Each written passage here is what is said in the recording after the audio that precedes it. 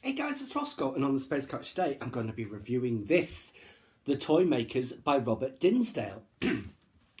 This was wonderful. I absolutely loved this book. It's all about the magic of Christmas and how toys can take you back to your childhood. It was just so well written. I absolutely adored it. It starts off in 1906 and it goes through to the early 1950s. And it's about this place called Papa Jack's Emporium, which is a toy shop in London. It starts off with this young girl, Kathy Ray, 16, pregnant, unmarried, and obviously in the early 20th century, that was just like almost sin worse than death. She runs off to London rather than being put in a home and then her baby taken away afterwards. So she gets a job at the toy store, and basically Papa Jack has got two sons, Caspar and Emil, and basically they both fall in love with her. Caspar's the older one, Emil is the younger. Caspar's the more gifted when it comes to toys. They have much more imagination. They almost seem lifelike, as if they had a mind of their own.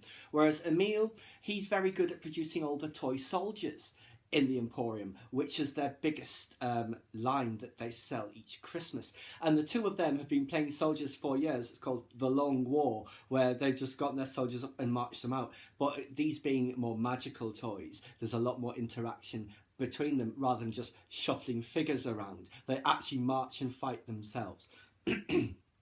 So Kathy has her child, and she basically falls in love, or Caspar as well as Emil have fallen in love with her, but Caspar is the one that she is actually attracted to. Emil is more of a young brother. So she has her child in the Emporium, and that is a child of the Emporium. It then skips about 10 years where basically relations between the brothers are starting to break down. Caspar wants to be making other things. Emil wants to do other things, so it's all very much like that. And it's basically that part of the novel is all about how their relationship falls apart. Emil does get married and has sons, but Caspar, he has to go off to war, the First World War, and obviously that changes him greatly, as you can imagine. Emil had also signed up, or tried to sign up, but he had a weaker heart, so they weren't able to take him. So he feels that great shame about not having been able to go to war. So he's basically running the Emporium in his brother's absence. Caspar does come back from the war, luckily, but I said he's a very different man. So many of the other Emporium shop hands did not make it back, because so many of them went off to war. They actually were all in the same battalion, like those PALS battalions that they used to have back then, where say all the lads in a certain neighbourhood would all be in the same battalion, and obviously when they all got wiped out, that area gets really badly affected. So that sort of thing. And it does go into great detail about his mental breakdown, as it were, and how he's kind of like cold to the others. It was very well done. Very moving as well. And it's about how the toys are starting to get minds of their own, especially the toy soldiers. But also there's this patchwork dog called Sirius, who's like a wind-up dog, and he's never been wound down, so he's kind of become sentient, as it were. And that's the case with a lot of the toys, although it only really deals with the soldiers, how they're getting awareness and how the two brothers deal with that. Caspar is all in favour of it, Emil isn't, and the soldiers see them as the gods. But anyway, Emil betrays Caspar.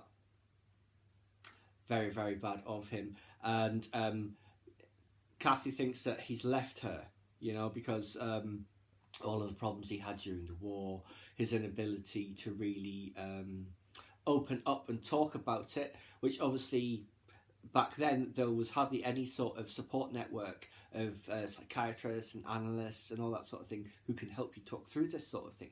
So he just keeps it all to himself. And then time progresses further on. Caspar doesn't come back.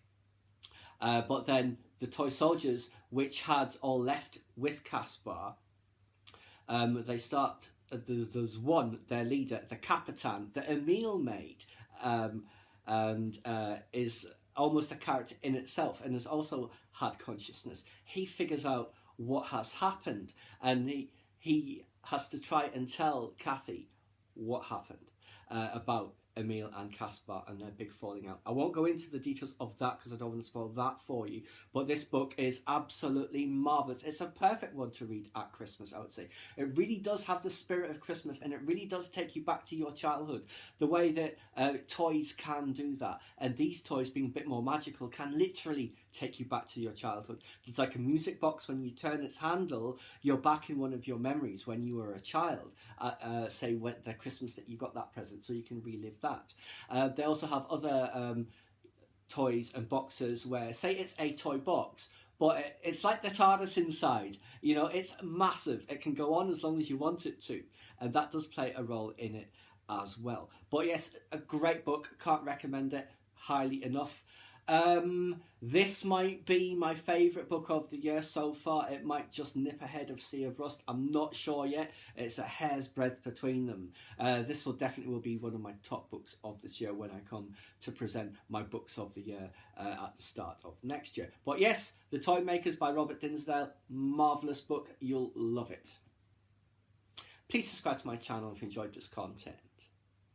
Leave me a comment or suggestion for an upcoming topic you'd like to see discussed, or like the video.